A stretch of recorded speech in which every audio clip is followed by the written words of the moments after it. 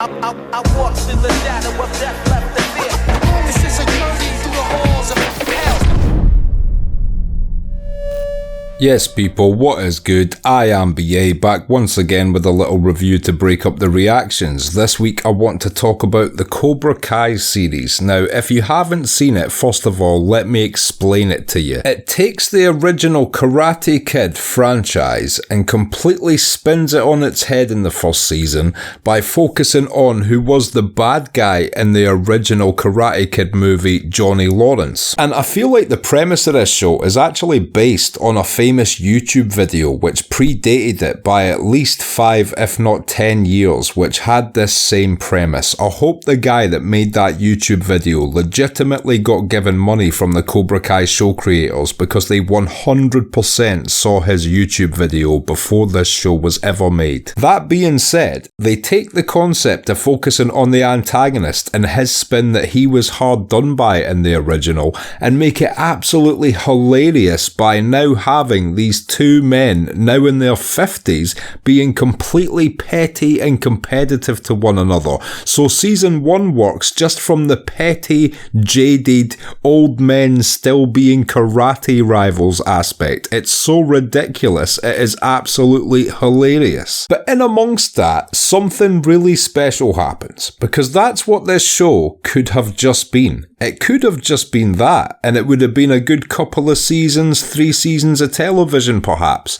But what they do is not only have that element, but they merge it by introducing a brand new group of teenagers, all going through their own struggles, all learning karate for different reasons, that by the end of the show, you are rooting for just as much as you were Daniel in the original Karate Kid movie. And don't get it twisted, this show is so cheesy. But believe me when I say, not all cheesies are created equal, my friend. And this shit right here is the finest cheese that has ever been produced by mankind. I'm telling you, if you are not teary-eyed, fist-pumping and cheering by the wholesomeness and the fucking silliness and cheesiness of it all by the end of season 6, oh, you have no heart left in your body. I'm definitely gonna miss out people when I give a character rundown, but let's just go through the ones that instantly come to my mind. So we focus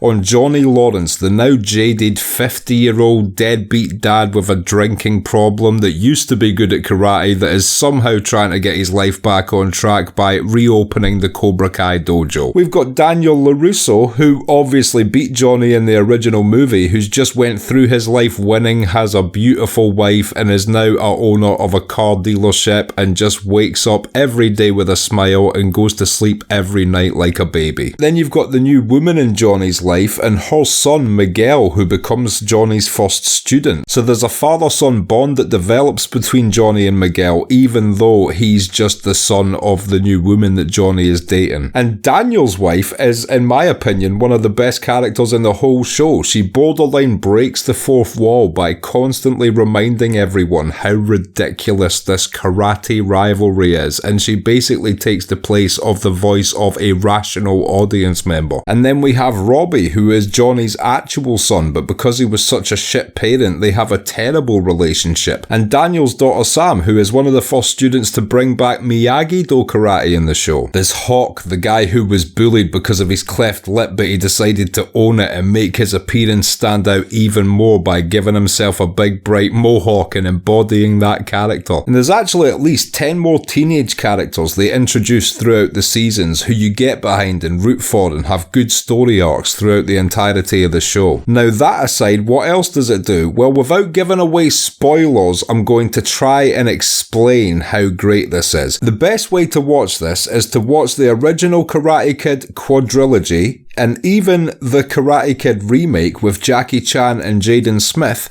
and then watch the entirety of this show, because they bring in so many side characters, old adversaries, old friends from every single one of the movies, that by season 6 I feel like they've basically incorporated absolutely everyone they could in it. And don't worry, it's not just 6 seasons of the All Valley tournament. Some seasons there isn't a tournament, some seasons it's all about the All Valley, and in the later seasons seasons, it escalates past that. And even though it is all about karate fighting, I never found the story arcs repetitive in any way. And there's so many of the characters they bring back that I want to shout out as well, but I feel like that would legitimately be giving away exciting spoilers in the later seasons to those of you who have not yet watched it. The show is constantly hilarious, it has some well choreographed action sequences, it has the finest cheese known to man, and if you're a fan of the Karate Kid franchise from back in the day, it literally gives you the best fan service of all time.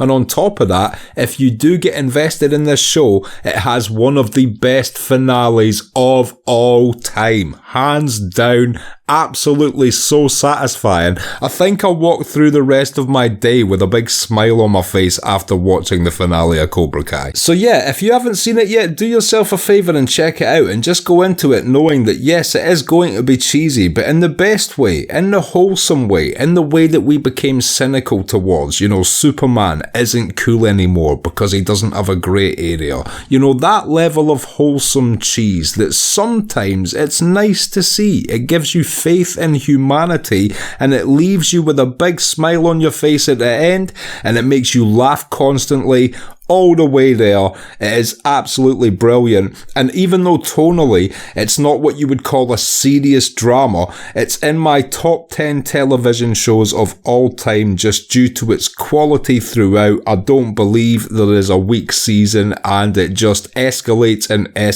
and caps off flawlessly. And in closing, I would like to say on a serious note, there are very few things in life that will take a property that was dear to your heart when you were a child and actually handle it intelligently, with care, and produce something that is not only equal to, but in moments surpasses the original material, while at the same time introducing its own unique ideas. So I have to almost thank the creators of Cobra Kai and the people involved with making this show from beginning to end, because I've seen so many of my childhood franchises dragged through the mud with terrible CGI fuckfests and everything in between, and it just always leaves me hanging my head, disappointed in capitalism and corporations. And my god, it is so good to see something that just brings the nostalgia back in a good way and reminds me why I used to love this shit. And it's just so good to see people do such a high quality show that continues a story from almost 30 years ago, and it to be of a similar level of greatness. And I genuinely believe that in 30 years time, the teenagers who grew up watching Cobra Kai will talk about it nostalgically as I do the Karate Kid. And until next week, I hope you've enjoyed this review. Like the video, subscribe to the channel, leave a comment, come join the Patreon gang, and all of that good stuff. I have been BA.